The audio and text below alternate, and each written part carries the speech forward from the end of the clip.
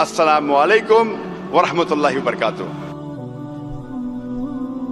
قرآن اور جدید سائنس۔ قرآن اللہ سبحانہ و تعالیٰ کی آخری وحی ہے جو نازل کی گئی تھی آخری پیغمبر محمد صلی اللہ علیہ وسلم پر۔ قرآن مجید ساری کائنات کی سب سے بہترین کتاب ہے۔ قرآن مجید ساری انسانیت کے لیے ایک پیغام ہے۔ قرآن مجید اللہ سبحانہ و تعالیٰ کی آخری کتاب ہے جو نازل ہوئی تھی محمد صلی اللہ علیہ وسلم پر۔ اگر کوئی کتاب کہتی ہے کہ وہ خدا کی طرف سے ہے تو اس کتاب پر فرض ہو جاتا ہے کہ وہ اپنے آپ کو ثابت کرے ہر دور میں اس کتاب کو ثابت کرنا ہوگا کہ وہ خدا کی طرف سے ہے۔ سینکڑوں سال پہلے وقت تھا، دور تھا معجزات کا، ایج آف میریکلز۔ الحمدللہ قرآن مجید is a miracle of miracles. قرآن مجید معجزوں کا معجزہ ہے۔ اس کے بعد آیا دور ادب کا، لٹریچر، پوئٹری۔ الحمدللہ مسلمان اور غیر مسلمان عربی داں یہ کہتے ہیں کہ عربی میں سب سے بہترین کتاب عربی ادب کے لحاظ سے وہ ہے قرآن مجید۔ اور اللہ سبحانہ و تعالیٰ چنوتی دیتے ہیں قرآن مجید میں۔ اللہ سبحانہ و تعالیٰ چیلنج کرتے ہیں سورہ بقرہ میں، سورہ نمبر 2 آیت نمبر 23 اور 24 میں اللہ سبحانہ و تعالیٰ کہتے ہیں وَإِن كُنتُمْ فِي رَيْبٍ مِّمَّا نَزَّلْنَا عَلَىٰ عَبْدِنَا، اور اگر آپ کو شک ہے کہ ہم نے یہ کتاب نازل کی ہمارے بندے پر، اگر آپ کو شک ہے فَأْتُوا بِسُورَةٍ مِّن مِّثْلِهِ، تو آپ ایک سورہ قرآن مجید جیسی پیش کیجئے۔ مِن مِّثْلِهِ، ہو بہو نہیں، قرآن مجید جیسی ایک سورہ آپ پیش کیجئے۔ وَادْعُوا شُهَدَاءَكُم مِّن دُونِ اللَّهِ إِن كُنتُمْ صَادِقِينَ، اور بلاؤ اپنے مددگار کو اور اپنے گواہ کو اللہ کے علاوہ اگر آپ سچے ہیں۔ فَإِن لَّمْ تَفْعَلُوا، اور اگر آپ نہیں پیش کر سکتے، وَلَن تَفْعَلُوا، اور آپ ہرگز پیش نہیں کر سکتے، فَاتَّقُوا النَّارَ الَّتِي وَقُودُهَا النَّاسُ وَالْحِجَارَةُ أُعِدَّتْ لِلْكَافِرِينَ، تو ڈرو اس آگ سے جس کا ایندھن انسان اور پتھر ہے، جو انکار کرنے والوں کے لیے تیار کیا ہے۔ اللہ سبحانہ و تعالیٰ ان دو آیتوں میں چنوتی دیتے ہیں، انسانوں کو چیلنج کرتے ہیں۔ یہ اس وقت دور تھا عربی ادب کا، اس وقت عربوں کو ناز تھا اپنی عربی زبان پر، اور وہ سمجھتے تھے کہ ان سے بہتر دنیا میں کوئی نہیں ہے۔ اس وقت اللہ سبحانہ و تعالیٰ قرآن مجید نازل کرتے ہیں اور ساری انسانیت کو چنوتی دیتے ہیں، چیلنج کرتے ہیں کہ اگر آپ کو شک ہے کہ یہ کتاب خدا کی طرف سے نہیں ہے تو آپ قرآن مجید جیسی ہو بہو نہیں، ملتی جلتی، ہو بہو تو دور کی بات ہے، ایک سورہ پیش کرو۔ اور قرآن مجید کی سب سے چھوٹی سورت ہے 3 آیتوں کی، صرف 10 الفاظ۔ بہت لوگوں نے کوشش کی، ایک انسان نے بھی کامیابی نہیں پائی، اور تا قیامت کوئی بھی قرآن مجید جیسی قریباً ایک سورہ بھی پیش نہیں کر پائیں گا۔ لیکن آج کا دور ادبی دور نہیں ہے، it's not an age of literature and poetry. اگر کوئی کتاب اپنے آپ کو خدا کی طرف سے کہتی ہے اور ادبی انداز میں کہتی ہے کہ دنیا چپٹی ہے، دنیا سپاٹ ہے، کیا آج کا جدید انسان اس بات کو تسلیم کرے گا؟ بالکل نہیں، کیونکہ آج کا دور ادبی دور نہیں ہے، آج کا دور ہے جدید سائنس کا دور۔ آج ہم کوشش کریں گے یہ تحقیق کرنے کی قرآن اور جدید سائنس ملتے ہیں یا ٹکراتے ہیں، قرآن اور جدید سائنس ملتے ہیں یا قرآن اور جدید سائنس ٹکراتے ہیں۔ اس موضوع پہ ہم انشاءاللہ تذکرہ کریں گے۔ ایک مشہور سائنسداں، فزسسٹ اور نوبل پرائز ونر جس کا نام البرٹ آئنسٹائن تھا، اس نے کہا science without religion is lame and religion without science is blind. Science مذہب کے بنا لنگڑی ہے اور مذہب سائنس کے بنا اندھا ہے۔ میں پھر سے دہراؤں گا، البرٹ آئنسٹائن جو فیمس فزسسٹ تھا اور نوبل پرائز ونر، اس نے کہا کہ سائنس مذہب کے بنا لنگڑی ہے اور مذہب سائنس کے بنا اندھا ہے۔ میں آپ کو یاد دلانا چاہتا ہوں کہ قرآن مجید سائنس کی کتاب نہیں ہے، SCIENCE، لیکن ہے سائنس کی کتاب، SIGNS۔ یہ ہے نشانیوں کی کتاب، آیتوں کی کتاب۔ اور قرآن مجید میں 6000 سے زیادہ نشانیاں ہیں، 6000 سے زیادہ آیتیں ہیں، ان میں سے 1000 سے زیادہ الحمدللہ سائنس کے بارے میں ذکر کرتی ہے۔ آج کی اس تقریر میں میں صرف ان سائنٹیفک فیکٹس، سائنس کے حقائق کے بارے میں ذکر کروں گا which have been established، جو سائنسداں ثابت کر چکے ہیں۔ Scientific hypotheses, scientific theories, scientific نظریہ، ان کے بارے میں ذکر نہیں کروں گا، کیونکہ ہم جانتے ہیں کہ many a time scientific hypothesis theories take U-turns۔ یہ سائنس کے نظریے جو ہیں کئی بار وہ اپنے نظریے سے پلٹ جاتے ہیں۔ اسی لیے اس تقریر میں صرف میں سائنٹیفک فیکٹس کے بارے میں ذکر کروں گا، سائنس کے حقائق کے بارے میں۔ سب سے پہلے ہم تذکرہ کریں گے ایسٹرونومی کے بارے میں، فلکیات کے بارے میں۔ 35 سے 40 سال پہلے کچھ سائنسداں نے تحقیق کی ایک موضوع پہ، تخلیق کائنات، مطلب کریشن آف دی یونیورس، اور ان سائنسداں نے کہا کہ ہماری کائنات سب سے پہلے ایک پرائمری نیبولا تھا، بنیادی گولا، ابتدائی گولا۔ اس کے بعد there was a secondary separation, دوسری جدائی، دوسری علیحدگی، اور ایک بڑا دھماکہ ہوتا ہے بگ بینگ۔ اس کے بعد وجود میں آیا گیلیکسیز، کہکشائیں، ستارے، سیارے، چاند، سورج، اور یہ زمین جس میں ہم رہتے ہیں۔ اسے سائنسداں نے کہا بگ بینگ، بڑا دھماکہ۔ یہ جو سائنسداں نے تقریباً 40 سال پہلے ڈھونڈا کس طریقے سے کائنات وجود میں آئیں، تخلیق کائنات، قرآن مجید میں اس کا ذکر 1400 سال پہلے ہے۔ اور میں نے اس تقریر کے شروع میں ایک آیت کی تلاوت کی، سورہ انبیاء کی، سورہ نمبر 21 آیت نمبر 30، جہاں اللہ سبحانہ تعالیٰ فرماتے اولم یر الذین کفروا، کیا انکار کرنے والے یہ نہیں جانتے ان السماوات والارض کانتا رتقا ففتقناہما، کہ زمین اور آسمان ایک تھے، جڑے ہوئے تھے، اور ہم نے انہیں جدا کیا۔ یہ جو تخلیق کائنات، creation of the universe, big bang, بڑا دھماکہ، جو سائنسداں کو 40 سال پہلے پتا چلا، قرآن مجید میں اس کا ذکر ہے 1400 سال پہلے۔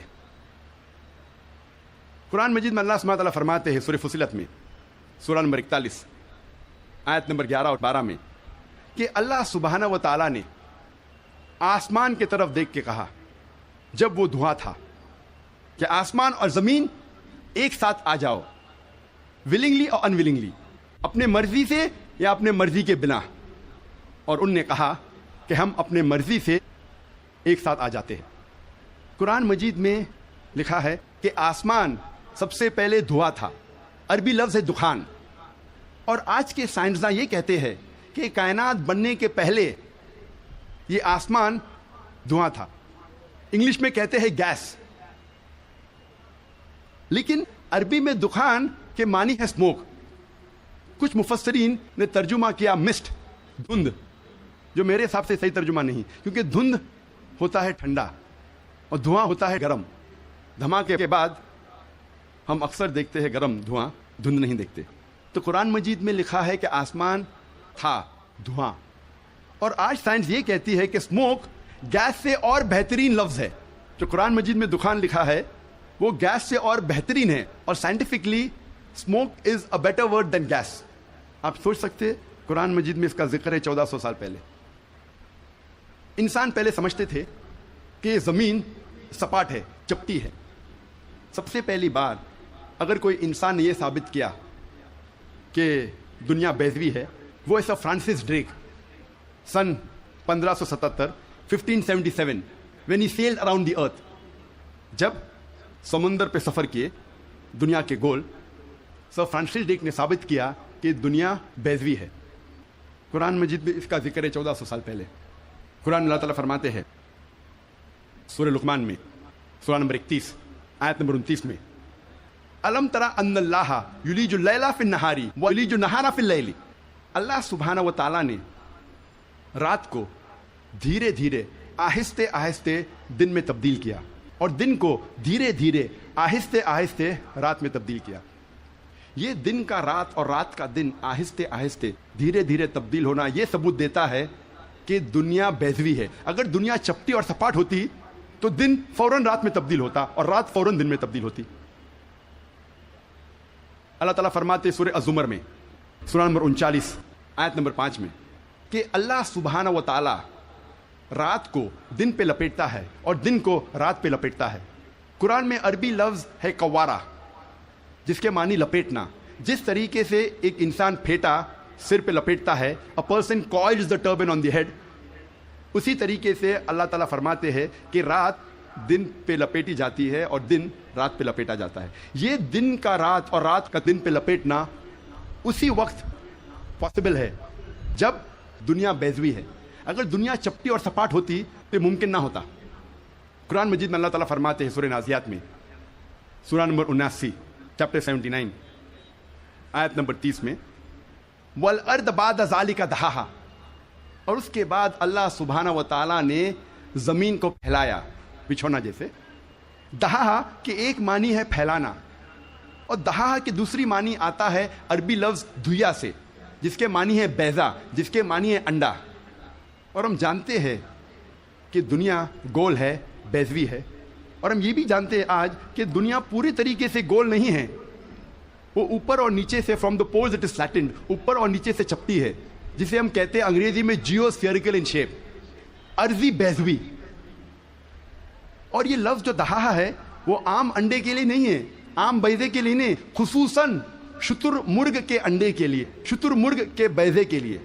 اور جب ہم دیکھتے ہیں شتر مرغ کا بیضا انڈا اس جیو اسفیئریکل ان شیپ، عرضی بیضوی کی شکل میں ہے. آپ سوچ سکتے ہیں 1400 سال پہلے اس کتاب میں لکھا ہے کہ یہ زمین، یہ دھرتی اس جیو اسفیئریکل ان شیپ، عرضی بیضوی شکل میں ہے. پہلے انسان یہ سوچتے تھے یہ چاندنی جو ہے، چاند کی روشنی، یہ اس کی خود کی روشنی ہے.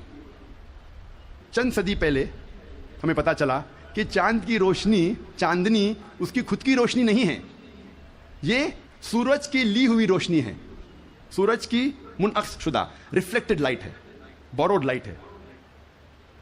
قرآن مجید میں اللہ سبحانہ تعالیٰ فرماتے ہیں سورہ فرقان میں سورہ نمبر 25 آیت نمبر 61 میں، اللہ سبحانہ و تعالیٰ نے آسمان میں برج رکھے، تاروں کے جھنڈ، اور اس میں رکھا سورج جس کے پاس خود کی روشنی ہے، سلگتا ہوا چراغ، اور رکھا چاند جس کی لی ہوئی روشنی ہے. قرآن میں سورج عربی میں کہا گیا ہے شمس، اور اس کی روشنی کو کہا گیا ہے سراج، وہاج اور دیا، جس کے معنی ہے سلگتا ہوا چراغ یا مشال یا دیا. تینوں کے معنی ہیں کہ سورج کی روشنی خود کی ہے. اور چاند کو کہا گیا ہے قرآن مجید میں قمر، اور چاندنی کو کہا گیا ہے منیر یا نور.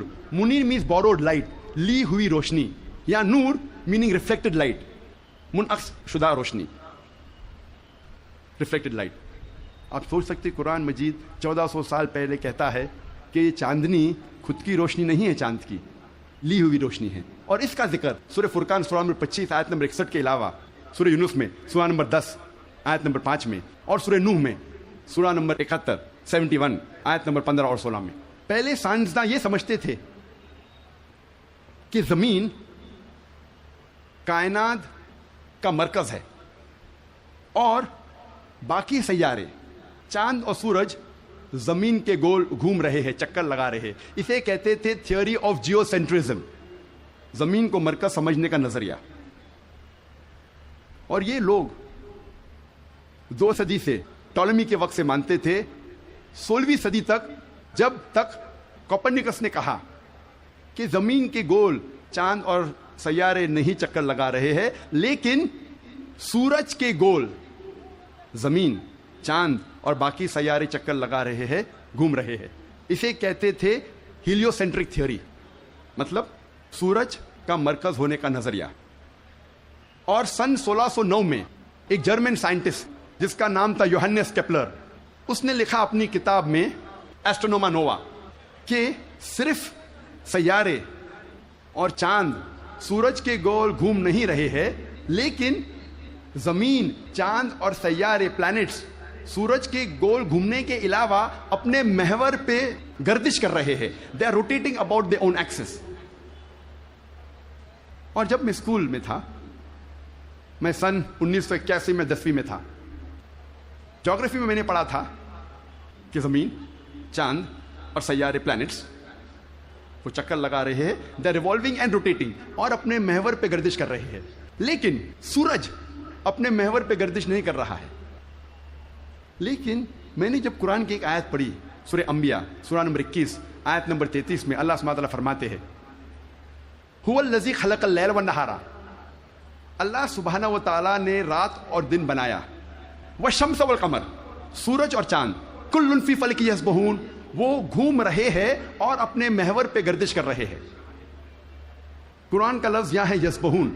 قرآن یہ کہتا ہے کہ sun and the moon are revolving, چکر لگا رہے ہیں, گھوم رہے. اس کے علاوہ یسبحون, یہ عربی لفظ یسبحون آتا ہے لفظ صباح سے, اور صباح ایک عربی لفظ ہے جو چلتے ہوئے جسم کے موومنٹ کو ڈسکرائب کرتا ہے. مثال کے طور پہ اگر میں کہوں گا کہ کوئی انسان پانی میں سباہ کر رہا ہے, اس کے یہ معنی نہیں کہ وہ پانی کے اوپر فلوٹ کر رہا ہے, اس کے معنی ہے کہ وہ پانی میں تیر رہا ہے. اگر میں کہوں گا کوئی سباہ کر رہا ہے زمین پہ, اس کا مطلب نہیں کہ وہ آدمی زمین پہ رول کر رہا ہے, اس کا مطلب ہے کہ وہ انسان زمین پہ چل رہا ہے یا دوڑ رہا ہے. اسی طریقے سے جب اللہ سبحانہ تعالیٰ یہ لفظ کا استعمال کرتے ہیں کوئی فلکی جسم کے لیے, فار اے سیلیسٹل باڈی, اس کے معنی نہیں کہ وہ فلائی ہو رہا ہے یا فلوٹ ہو رہا ہے, اس کے معنی ہے it is rotating about its own axis, وہ اپنے محور پہ گردش کر رہا ہے. آج سائنس ترقی کرنے کے بعد سائنس یہ کہتی ہے کہ آپ سورج کا عکس ٹیبل کے اوپر دیکھ سکتے ایک آلے کے ذریعے, اور پتہ لگتا ہے کہ سورج میں بلیک سپاٹس ہے, اور یہ بلیک سپاٹس تقریباً 25 دن لیتے ہیں گردش کرنے کے لیے. اس سے یہ ثابت ہوتا ہے کہ سورج تقریباً 25 دن لیتا ہے ایک گردش کرنے کے لیے.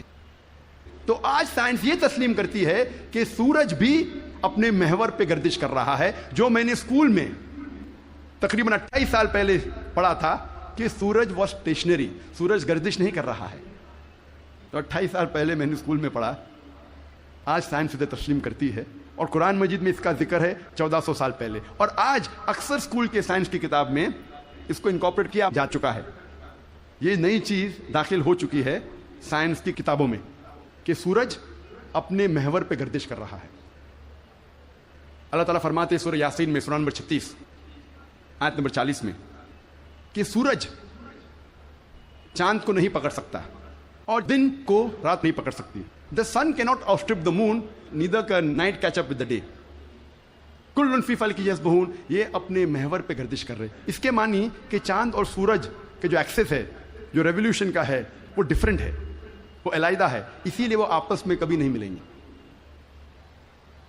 آج سائنس یہ کہتی ہے کہ جو سورج کی روشنی ہم دیکھتے ہیں, it is due to a chemical reaction. یہ ایک کیمیکل ریئیکشن کی وجہ سے ہے جو کروڑوں سالوں سے چل رہا ہے, اور ایک دن یہ کیمیکل ریئیکشن بند ہو جائے گا اور سورج ختم ہو جائے گا. لیکن سائنسداں کہتے ہیں کہ اس کو اور کروڑوں سال لگیں گے, اور کروڑوں سال کے بعد یہ کیمیکل ریئیکشن بند ہوگا. یعنی سائنس یہ کہتی ہے کہ ایک وقت آئے گا جب سورج نشٹ ہو جائے گا, ختم ہو جائے گا. قرآن میں اللہ تعالیٰ فرماتے ہیں سورہ یاسین میں سورہ نمبر 36 آیت نمبر 38 میں وَالشَّمْسُ تَجْرِي لِمُسْتَقَرٍّ لَهَا, کہ سورج جا رہا ہے اپنے مستقر کی طرف, سورج جا رہا ہے اپنے ڈیسٹینیشن پہ. سورج ایک مقرر وقت کے لیے ہے. مستقر کے معنی مقرر وقت اور مقرر جگہ, اس کے دو معنی ہوتے ہیں. مستقر کے معنی کہ سورج ایک مقرر وقت کے لیے ہے اور مقرر جگہ کی طرف جا رہا ہے. یہ سائنس آج تسلیم کرتی ہے کہ سورج ایک مقرر وقت کے لیے ہے, اور سائنس یہ بھی مانتی ہے کہ سورج کائنات کے ایک نقطے کی طرف جا رہا ہے جس کا نام ہے سولر اپیکس.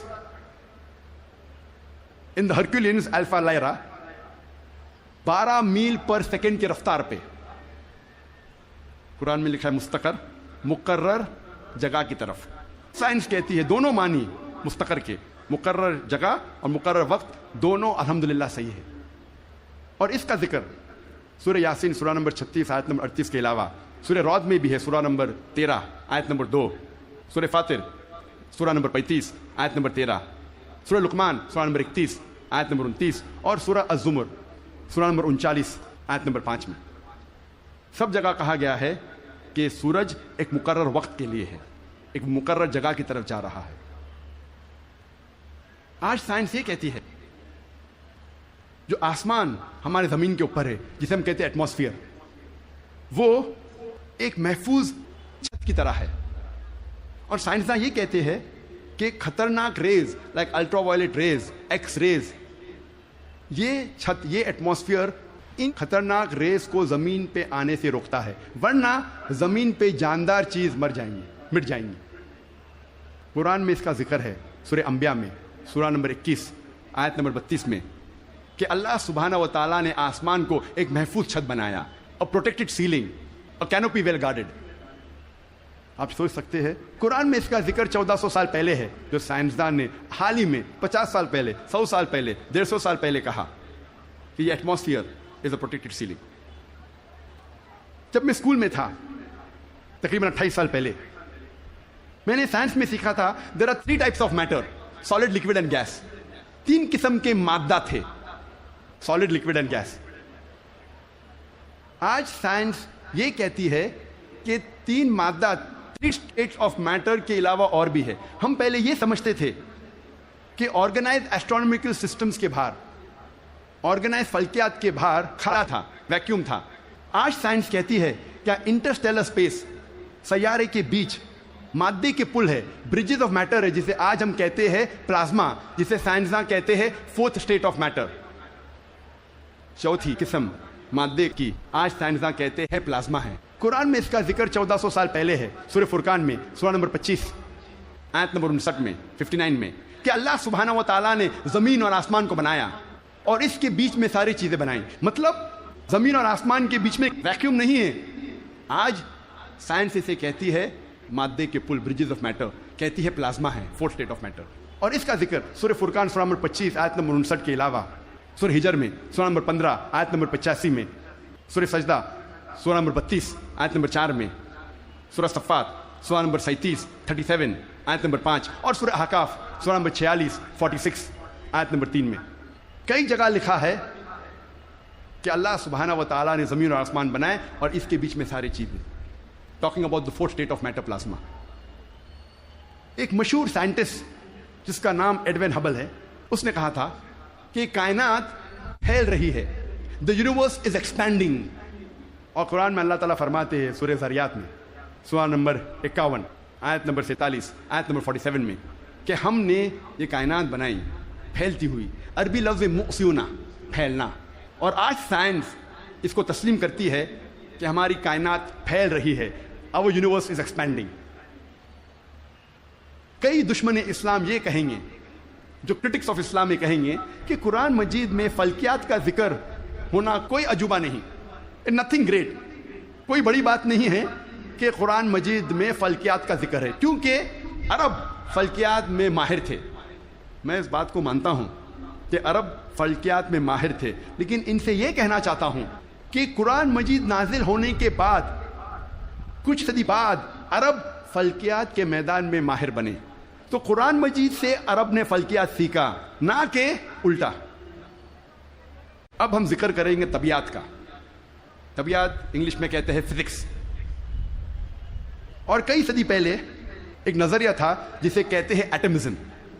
اور 23 صدی پہلے گریکس، پرٹیکولرلی ڈیموکریٹس، ان نے یہ ایٹمزم کے بارے میں سب سے پہلے کہا، ایٹمزم کے نظریے کے بارے میں، اور کہا کہ میٹر کے سب سے چھوٹے حصے کو کہتے ہیں ایٹم، مادہ کے سب سے چھوٹے حصے کو کہتے ہیں ذرہ. عربی اور اردو میں ایٹم کو کہتے ہیں ذرہ.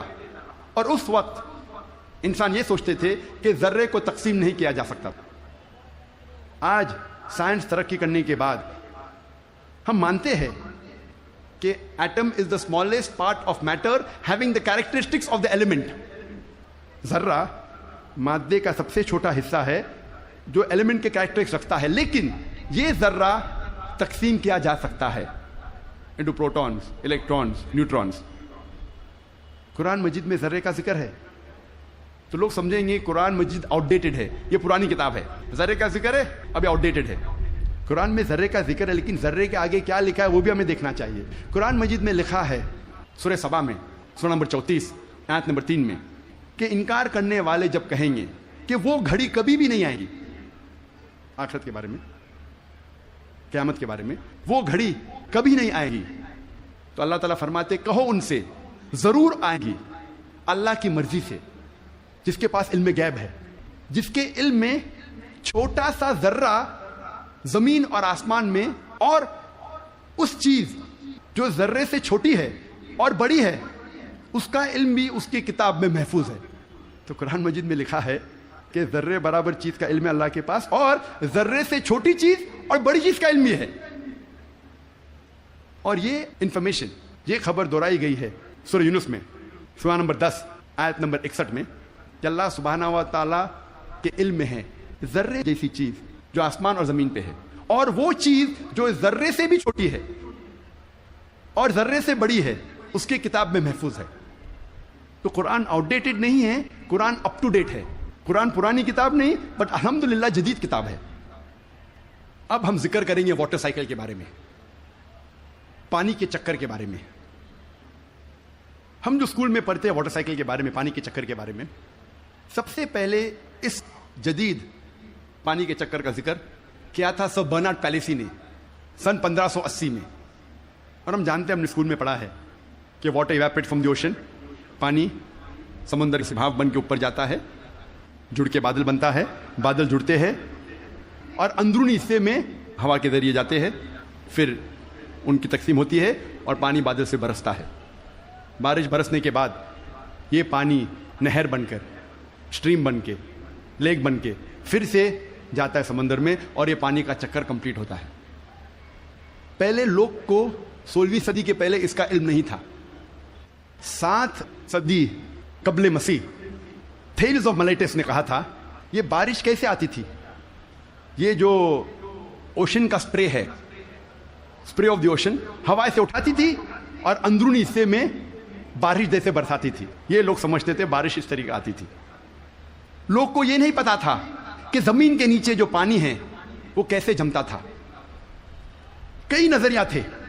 لوگ پہلے سوچتے تھے کہ یہ ہوا کا دباؤ پانی پہ، سمندر پہ، پانی کو زمین سے نیچے لے جاتا تھا اور اس طریقے سے زمین کے نیچے پانی آتا تھا۔ لوگ پہلے یہ سمجھتے تھے at the time of Plato کے وقت کہ یہ پانی ایک خفیہ راستے سے واپس جاتا تھا سمندر کی طرف، سمندر میں secret passage, the great abyss known as the Tartarus at the time of Pluto. ایک خفیہ راستے سے پانی زمین کے نیچے سے جاتا تھا سمندر میں، اسے کہتے تھے گریٹ ایبس ٹارٹرس۔ اور یہ لوگ سمجھتے تھے 16ویں صدی تک۔ 18ویں صدی میں ڈیسکارٹس بھی اس بات کو تسلیم کرتا تھا، اور 19ویں صدی میں ایرسٹوٹل کا نظریہ بھی لوگ سمجھتے تھے صحیح ہے کہ viper was picked up and it condensed in mountain caverns which gave rise to underground lakes which was the source of water for the springs۔ یہ پانی کی بھاپ پہاڑ میں جم جاتی تھی اور پھر زمین کے نیچے بنتے تھے تالاب جو سپرنگز کو پانی دیتے تھے۔ یہ تالاب، انڈر گراؤنڈ تالاب جو ہے، سپرنگز کو پانی دیتے تھے۔ آج ہم جانتے ہیں یہ جو زمین کے نیچے پانی ہے، یہ اصل میں جب بارش کا پانی گرتا ہے زمین پہ جو کریکس ہوتے ہیں اور سورسز کے ذریعے، کریکس کے ذریعے یہ پانی نیچے جاتا ہے۔ قرآن مجید میں اس کا ذکر ہے سورہ الزمر میں، سورہ نمبر 39 آیت نمبر 21 میں۔ اللہ سبحانہ و تعالیٰ آسمان سے پانی برساتا ہے اور زمین میں جس میں کریکس ہے اس کے ذریعے زمین میں پانی دیتا ہے، اور جو بوئی ہوئی زمین ہے وہ رنگ برنگی ہو جاتی ہے۔ It brings various colours of sown field. اللہ تعالیٰ فرماتے ہیں سورہ روم میں، سورہ نمبر 30 آیت نمبر 24 میں، کہ اللہ سبحانہ و تعالیٰ آسمان سے بارش برساتا ہے اور مری ہوئی زمین میں جان ڈالتا ہے۔ اللہ تعالیٰ فرماتے ہیں سورہ مومنون میں، سورہ نمبر 23 آیت نمبر 18 میں، کہ اللہ سبحانہ و تعالیٰ پانی آسمان سے برساتے ہیں اور اس پانی کو جما سکتے ہیں اور اس پانی کو بہا سکتے بھی ہے، بہانے پہ قادر ہے۔ اللہ can store the water as well as drain it. قرآن میں ذکر آتا ہے سورہ طارق میں، سورہ نمبر 86 چیپٹر 86 آیت نمبر 11 میں، وَالسَّمَاءِ ذَاتِ الرَّجْ، that heaven which returns، وہ آسمان جو واپس دیتا ہے۔ ایک معنی وَالسَّمَاءِ ذَاتِ الرَّجْ کی ہے کہ جو ڈینجرس ریز ہے، ultra violet rays, X rays, جو زمین پہ آنے کے پہلے آسمان اسے واپس پھینک دیتا ہے اس طرف۔ اس کے علاوہ یہ جو پانی کا بھاپ ہے، واٹر ویپرائز ہوتا ہے، بادل میں بنتا ہے اور پھر سے یہ آسمان اس پانی کو زمین پہ برساتا ہے۔ وَالسَّمَاءِ ذَاتِ الرَّجْ۔ اللہ تعالیٰ فرماتے ہیں سورہ الحجر میں سورہ نمبر 15 آیت نمبر 22 میں وی کاز فیکنڈیٹنگ ونڈز، ہم ہوا کے ذریعے بادل کو بھوجل کرتے ہیں. عربی لفظ لواقی لقا سے آتا ہے جس کا معنی ہے ٹو امپریگنیٹ، ٹو فیکنڈیٹ، برآور کرنا، بوجھل کرنا. ہوا بادل کو پولن گرینز کے ذریعے بوجھل کرتی ہے. It impregnates the cloud. اور دوسری وجہ ہے کہ بادل جب آپس میں ملتے ہیں دے کنڈینس، اس کے بعد پانی برستا ہے. قرآن میں اللہ تعالیٰ فرماتے ہیں سورہ نور میں سورہ نمبر 24 آیت نمبر 43 میں 43 میں اللہ سبحانہ و تعالیٰ ہوا کے ذریعے بادل کو چلاتے ہیں، لے جاتے ہیں، جینٹلی پشز دا کلاؤڈس. پھر یہ بادل آپس میں جڑتے ہیں، بڑے ہو جاتے ہیں، اس کے بعد پانی بادل سے برستا ہے. اللہ تعالیٰ فرماتے ہیں سورہ روم میں سورہ نمبر 30 آیت نمبر 48 میں اللہ سبحانہ و تعالیٰ ہوا کے ذریعے بادل کو ہلاتے ہیں اور لے جاتے ہیں اندرونی حصے میں. اس کے بعد بادل کو چھوٹے چھوٹے حصے میں تقسیم کرتے ہیں، اس کے بعد پانی بادل سے برستا ہے. قرآن مجید میں پانی کے چکر کے بارے میں گہرائی سے ذکر ہے، تفصیل سے ذکر ہے کئی جگہ. سورہ اعراف میں سورہ نمبر 7 آیت نمبر 57 میں، سورہ رعد سورہ نمبر 13 آیت نمبر 17 میں، سورہ فرقان سورہ نمبر 25 آیت نمبر 48 اور 49 میں، سورہ فاطر سورہ نمبر 35 آیت نمبر 9 میں، سورہ یاسین سورہ نمبر 36 آیت نمبر 34 میں، سورہ جاسیہ سورہ نمبر 45 آیت نمبر 5 میں، سورہ قوف سورہ نمبر 50 آیت نمبر 9 اور 10 میں، سورہ واقعہ سورہ نمبر 56 آیت نمبر 68 to 70، سورہ ملک سورہ نمبر 67 آیت نمبر 30، سورہ طارق سورہ نمبر 86 آیت نمبر 11. کئی آیتیں ہیں قرآن مجید میں جو تفصیل کے ساتھ ذکر کرتے ہیں پانی کے چکر کے بارے میں. صرف پانی کے چکر کے بارے میں اگر ذکر کرے گھنٹوں تک تقریر دے سکتے ہیں، صرف قرآن مجید میں پانی کے چکر کا ذکر. اب ہم تذکرہ کریں گے ارضیات کے بارے میں، جیولوجی. آج ماہرین ارضیات جیولوجسٹ یہ کہتے ہیں کہ زمین کا ریڈیس نصف قطر، ریڈیس اردو میں کہتے ہیں نصف قطر، وہ تقریباً 3750 میل ہے. اور جو اندرونی حصہ ہے زمین کا وہ سیال ہے، لکوڈ ہے، ہاٹ لکوڈ، گرم سیال، اور اس میں کوئی جاندار چیز جی نہیں سکتی. لیکن اوپر کا حصہ ہے وہ سالڈ ہے، وہ ٹھوس ہے. اور اوپر جو سپرفیشل ارتھ کرسٹ ہے، زمین کی سطح، ارتھ کرسٹ، یہ بہت پتلی ہے، تقریباً 1 سے 30 میل پتلی، صرف 1% سے کم. اور بہت سے امکان ہے کہ یہ زمین کی سطح ہل جائیں گی، ارتھ کرسٹ ول شیک. آج سائنسداں یہ کہتے ہیں due to the folding phenomena it gives rise to mountain ranges. ایک فولڈنگ فینومینا ہے جس سے پہاڑ پیدا ہوتے ہیں، اور اس پہاڑ کی وجہ سے زمین کی سطح کو استحکام ملتا ہے، اسٹیبلٹی ملتی ہے. قرآن مجید میں اللہ تعالیٰ فرماتے ہیں سورہ نبا میں سورہ نمبر 78 آیت نمبر 6 اور 7 میں، ہم نے زمین بچھائی ہے، والجبال اوتادا، اور پہاڑ کو اوتاد جیسا بنایا ہے. اوتاد عربی میں کہتے ہیں کھوٹے کو، ٹینٹ پیگز، سٹیکس میں ہو. اور ہم جانتے ہیں جب ٹینٹ پیگ کو زمین میں ہم ڈالتے ہیں، جب کھوٹے کو زمین میں ڈالتے ہیں تو اکثر حصہ زمین کے نیچے گڑ جاتا ہے، اوپری حصہ بہت کم رہتا ہے، 10% سے کم. جس طریقے سے آئس برگ پانی میں، برف کا گولا آئس برگ جو پانی میں دیکھتے ہیں صرف 10% پانی کے اوپر ہے، 90% سے زیادہ پانی کے نیچے. اسی طریقے سے پہاڑ، جو اوپری حصہ ہم پہاڑ کا دیکھتے ہیں وہ کھوٹے جیسا ہے، میخو جیسا ہے، ٹینٹ پیگ جیسا ہے. اوپر کا حصہ بہت چھوٹا ہے، اکثر تقریباً 90% زمین کے نیچے ہے. اور اس کی وجہ ہے کہ زمین کو استحکام، اسٹیبلٹی دیتا ہے. قرآن مجید میں اللہ تعالیٰ فرماتے ہیں سورہ نازیات میں سورہ 79 آیت نمبر 32 میں، اور سورہ غاشیہ سورہ نمبر 88 آیت نمبر 19 میں، ہم نے پہاڑ کو زمین سے مضبوطی سے بنایا ہے. We have placed on the earth mountain standing firm. زمین پہ ہم نے پہاڑ مضبوطی سے بنایا ہے. ارضیات میں، جیولوجی کے میدان میں ایک بہت اہم کتاب ہے جو اکثر دنیا بھر جب جیولوجی کے سبجیکٹ میں اسے گائیڈ مانا جاتا ہے، اس کتاب کا نام ہے ارتھ، زمین. اور اس کے ایک لیکھک، ون آف دا آتھرس، اس کا نام ہے ڈاکٹر فرینک پریس. جو USA کے سائنس اکیڈمی کے پریزیڈنٹ تھے اور ex president of USA Jimmy Carter کے سائنس ایڈوائزر تھے. ڈاکٹر فرینک پریس ارتھ کتاب میں پہاڑ کا نقشہ بناتے ہیں اور دکھاتے ہیں کہ پہاڑ کے جڑ زمین کے نیچے ہے ویج شیپ, اور لکھتے اپنی کتاب میں کہ پہاڑ کا اہم مقصد ہے کہ زمین کو استحکام دینا, to give stability to the earth. اور قرآن میں ہو بہو وہی ذکر ہے 1400 سال پہلے سورہ انبیاء میں سورہ نمبر 21 آیت نمبر 31 میں, سورہ نحل سورہ نمبر 16 آیت نمبر 15 اور سورہ لقمان سورہ نمبر 31 آیت نمبر 10 میں, کہ ہم نے زمین پر پہاڑ جما کے رکھا ہے تاکہ زمین نہ ہلے. تو قرآن میں لکھا ہے پہاڑ کا اہم مقصد ہے زمین کو ہلنے سے بچانا, to give stability to the earth, to prevent the earth from shaking. آپ سوچ سکتے ہیں قرآن مجید میں 1400 سال پہلے اس کا ذکر ہے, اور سائنسدان نے آج کل حال ہی میں 50 سال پہلے 100 سال پہلے 200 سال پہلے اسے تسلیم کیا, اور قرآن میں اس کا ذکر 1400 سال پہلے ہے. اب ہم تذکرہ کریں گے علم بحر کے بارے میں, اوشنوگرافی کے بارے میں.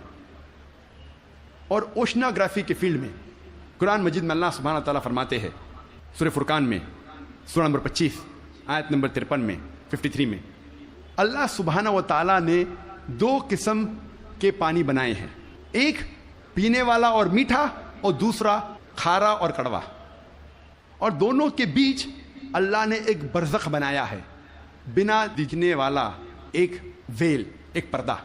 عربی میں لفظ برزخ, برزخ کے معنی پردہ. جس طریقے سے انسان مرتا ہے اور واپس سے قیامت مٹنے کے پہلے ہم کہتے ہیں برزخ میں ہے, انسین, جو دیکھے نہیں جا سکتا ہے وہ زندگی. قرآن میں کہا گیا برزخ, نہ دیکھے جانے والا پردہ. قرآن میں پھر سے اس کا ذکر ہے سورہ رحمان میں سورہ نمبر 55 آیت نمبر 19 اور 20 میں, جو آج ہمارے ننھے سے قاری نے اس کی تلاوت کی. مرج البحرین یلتقیان بینہما برزخ لا یبغیان, کہ اللہ سبحانہ و تعالیٰ نے 2 قسم کے پانی بنائے جو آپس میں ملتے ہیں, لیکن ان کے درمیان ایک برزخ ہے, ان کے درمیان ایک پردہ ہے. لوگ پہلے جانتے تھے کہ 2 قسم کے پانی ہیں, کھارا اور میٹھا, کھارا پانی میٹھا پانی, لیکن مفسرین قرآن یہ نہیں سمجھ پاتے تھے اللہ تعالیٰ کیا کہنا چاہتا ہے جب کہتا ہے کہ کھارے اور میٹھے پانی کے درمیان برزخ ہے. پانی آپس میں ملتا ہے لیکن یہ ایک دوسرے سے گھل مل نہیں سکتا. کھارا پانی اور میٹھا پانی ملتا ہے لیکن ان کے درمیان برزخ ہے تاکہ ایک پانی دوسرے پانی میں مل نہیں سکے. تو مفسر قرآن یہ سمجھ نہیں پاتے تھے اللہ تعالیٰ کیا فرمانا چاہتا ہے. آج جو سائنس ترقی کرنے کے بعد اور علم بحر کے بارے میں ہم آج اور جانتے ہیں, جب پروفیسر ہے جو USA کے مشہور ماہر ہے علم بحر میں, یہ سائنٹسٹ نے کہا کہ اس کے معنی ہیں آج ہم جانتے ہیں کہ جب بھی میٹھا پانی کھارے پانی میں جاتا ہے, بہتا ہے, وہ میٹھا پانی اپنی مٹھاس کو کھو دیتا ہے اور کھارا بن جاتا ہے, اور اس کے درمیان دیر از اے ٹرانزیشنل ہوموجنائزنگ ایریا, جو عربی میں قرآن میں لکھا ہے برزخ, ایک پردہ. آج جو سائنس نے جانا, قرآن مجید نے 1400 سال پہلے لکھا کہ کھارے اور میٹھے پانی کے درمیان ہے ایک پردہ. یہ پانی ملتا ہے لیکن آپس میں گھل مل نہیں سکتا. They meet but they do not mix. اور سب سے بہترین مثال جو ہم آنکھ سے دیکھ سکتے ہیں وہ ساؤتھ افریقہ میں, in the southern part, in the Cape area, دونوں کھارا اور میٹھا پانی ملتا ہے. ہم دیکھ سکتے, ہم یہ بھی دیکھتے کہ دونوں پانی کا رنگ الگ ہے. یہ مثال ہم ایجپٹ, مصر میں بھی دیکھ سکتے ہیں. جب river Nile flows into the Mediterranean sea, river Nile بہتی ہے میڈیٹرینین سی میں. اور سب سے بہترین مثال ہے گلف اسٹریم, جو ہزاروں میلوں تک چلتی ہے. گلف اسٹریم شروع ہوتی ہے گلف آف میکسیکو میں, نارتھ ورڈ جاتی ہے towards the east coast of North America, پھر جاتی ہے eastward towards the west coast of Europe. ہزاروں میل بہتی ہے, دونوں پانی لیکن علیحدہ ہے, یا سپریٹ, ڈسٹنکٹ. اگر آپ کشتی میں سفر کر رہے ہیں اس گلف اسٹریم کے کنارے پہ, اور پانی ایک طرف سے لیں گے اور پانی دوسرے طرف سے لیں گے, تو پتہ چلتا ہے ایک پانی میٹھا ہے ایک کھارا. اس کی حرارت, اس کی ٹیمپریچر بھی ڈفرینٹ ہے. قرآن مجید میں اس کا ذکر ہے 1400 سال پہلے. میں اور ایک مثال پیش کروں گا قرآن مجید میں علم بحر کی. کچھ عربوں نے قرآن مجید کی ایک آیت لی سورہ نور کی, سورہ نمبر 24 آیت نمبر 40, اور اس کا ترجمہ پیش کیا پروفیسر درگا راؤ کے پاس. پروفیسر درگا راؤ اس وقت کنگ عبدالعزیز یونیورسٹی جدہ میں پڑھاتے تھے اور وہ ماہر تھے علم بحر میں. He was a Marine geologist. اور ترجمہ پیش کیا اور کہا آپ کا اس قرآن کی آیت پہ کیا خیالات ہے. قرآن مجید میں لکھا ہے سورہ نور میں سورہ نمبر 24 آیت نمبر 40 میں کہ انکار کرنے والوں کے ذہن کی کیفیت ایسی ہے جس طریقے سے سمندر کے گہرائی میں اندھیرے پر اندھیرا، موج پر موج، لہر پہ لہر، اس کے اوپر بادل.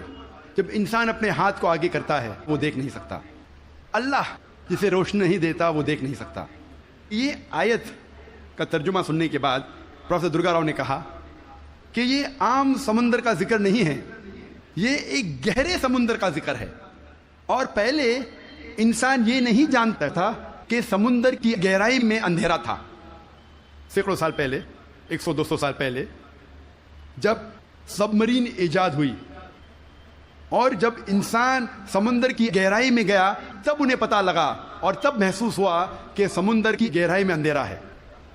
عام انسان 20 میٹر سے زیادہ جب سمندر میں اندر جاتا ہے تو وہ تیر نہیں سکتا، اور 200 میٹر سے زیادہ اندر جائے گا بنا کوئی آلہ کے، بنا کوئی ایکوپمنٹ کے، تو انسان مر جائے گا. آج سب مرین کے ذریعے ہم انڈر واٹر جا سکتے، ہمیں پتا چلتا ہے کہ سمندر کی گہرائی میں اندھیرا ہے. پروفیسر درگا راؤ نے کہا اندھیرا 2 وجہ کے لیے ہے. سب سے پہلی وجہ ہے جب روشنی پانی میں داخل ہوتی ہے، روشنی کی کرن، تو ایک کے بعد ایک رنگ پانی میں جذب ہوتا ہے. آج سائنس یہ کہتی ہے کہ روشنی کی کرن 7 رنگ سے بنی ہوئی ہے، وپ گیور، وائلٹ، انڈیگو، بلو، گرین، یلو، اورنج اور ریڈ. وائلٹ، انڈیگو، بیگنی، بلو، نیلا، گرین، ہرا، یلو، پیلا، اورنج، نارنگی، ریڈ، لال. سب سے پہلے 10 یا 15 میٹر پانی کے نیچے لال رنگ جذب ہو جاتا ہے. اسی لیے انسان اگر پانی میں 30 میٹر کی گہرائی پہ جاتا ہے، اگر اسے چوٹ لگتی ہے اور خون بہنے لگتا ہے تو وہ انسان اپنے خون کا لال رنگ دیکھ نہیں سکے گا. 30 سے 50 میٹر جذب ہوتا ہے نارنگی رنگ. 50 سے 100 میٹر کے درمیان پانی کے نیچے جذب ہوتا ہے پیلا رنگ. 100 سے 200 میٹر کے درمیان جذب ہوتا ہے ہرا رنگ، اور 200 میٹر کے بعد پانی کے نیچے جذب ہوتا ہے نیلا رنگ، اور اس کے نیچے پورا اندھیرا ہے. قرآن مجید میں لکھا ہے انکار کرنے والے کی ذہن کی کیفیت، انکار کرنے والے جو خدا کا انکار کرتے ہیں، جو خدا میں نہیں مانتے، اللہ سبحانہ میں نہیں مانتے، انکار کرنے والے کی ذہن کی کیفیت ایسی ہے جس طریقے سے گہرے سمندر میں اندھیرا پہ اندھیرا، لہر پہ لہر، اس کے اوپر بادل. دوسری وجہ اندھیرے کی ہے، پروفیسر درگا راؤ کہتے ہیں، وہ ہے بادل. جب سورج کی روشنی آتی ہے کئی بار بادل اس روشنی کو جذب کر لیتا ہے، اس لیے بادل کے نیچے ہم دیکھتے ہیں اندھیرا. اور جو روشنی بادل کے ذریعے جذب نہیں ہوتی اور جب سمندر میں جاتی ہے، کئی بار جو سمندر کے اوپر لہریں ہیں وہ لائٹ ریز کو ریفلیکٹ کرتی ہے، اور جو لائٹ ریز، جو روشنی کی کرن ریفلیکٹ نہیں ہوتی وہ سمندر میں داخل ہوتی ہے. اور جیسے میں نے کہا ایک رنگ کے بعد ایک رنگ جذب ہوتا ہے. لیکن قرآن مجید میں لکھا ہے انکار کرنے والے کی ذہن کی کیفیت ایسی ہے جس طریقے سے گہرے سمندر میں اندھیرے پہ اندھیرا، لہر پہ لہر. اس کی کیا معنی؟ لہر پہ لہر.